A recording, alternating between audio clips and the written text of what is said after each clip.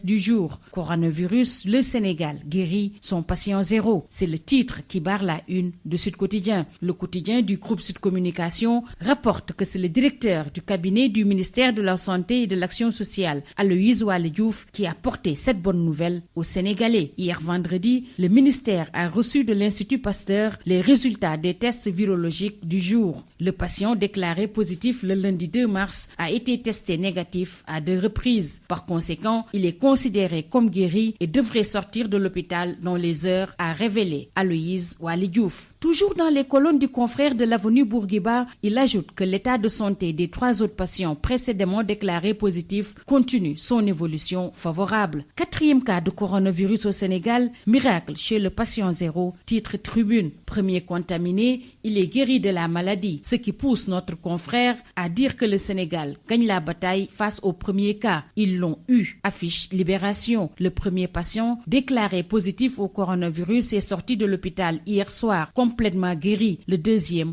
envoie de le suivre. 2 tests négatifs, aucun nouveau cas confirmé sur le territoire national. Justement, Tribune fait cas des 3 Chinois mis en quarantaine à Foundiougne avec les propos rassurants du médecin-chef de la région médicale de Fatick. Il donne les raisons pour lesquelles il ne faut pas paniquer. Les 3 Chinois n'ont pas séjourné à Wuhan, foyer du Covid-19. Le Sénégal, face à l'épidémie du coronavirus, le premier cas guéri parle dans le soleil. Ne sombrez pas dans la psychose, soyez attentifs, solidaires et respectueux des consignes données. Tels sont les propos tenus tard dans la soirée d'hier par le citoyen français résident, la première personne infectée par le coronavirus au Sénégal. C'est un message d'espoir, de soulagement et de remerciement à l'endroit des autorités sénégalaises et du personnel médical, reproduit par le quotidien national Le Soleil. Critique titre sur riposte au coronavirus, test positif pour le ministère de la Santé et de l'Action sociale. D'après Massamba Sassoum Diop, le président de SOS Médecins, le système de détection du Covid-19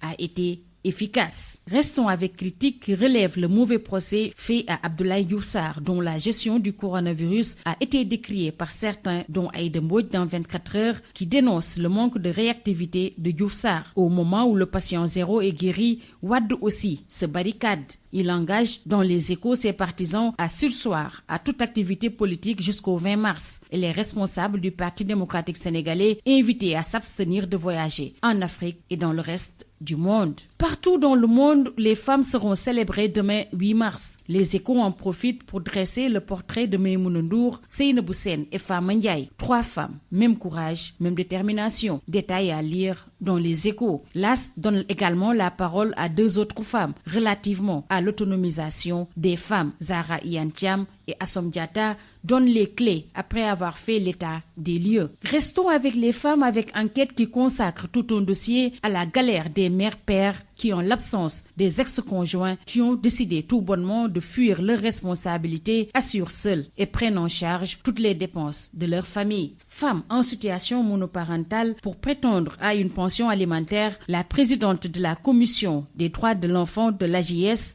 Aïssatou Kanté Faye, conseille à ces dernières divorcées ou en instance de s'assurer d'abord du statut légal de leur union. En sport, Stade le quotidien du sport titre sur Prime League les yeux braqués sur Anfield et Old Trafford. Réveil attendu des Reds. Derby United City, Liverpool doit se ressaisir avant l'Atlético en C1. Les Red Devils veulent être maîtres à domicile. Reparlons du coronavirus. 9 pays africains, l'Afrique du Sud, l'Algérie, le Cameroun, l'Égypte, le Maroc, le Nigeria, le Sénégal, la Tunisie et le Togo sont touchés par cette maladie, parmi lesquels des pays devant abriter les compétitions de football de la CAF. Une situation qui préoccupe l'instance africaine de football qui n'exclut plus d'éventuels huis clos, reports, voire annulation des rencontres. Terminons par Sunu Lamb. Jules Baldé se fâche. De Gaulle m'a accusé à tort. Ness m'a trahi. Eumeu Sène ne m'a pas impliqué contre Modou Lô. Et enfin, Jules Baldé déclare « Je ne suis pas un voleur ». C'est tout.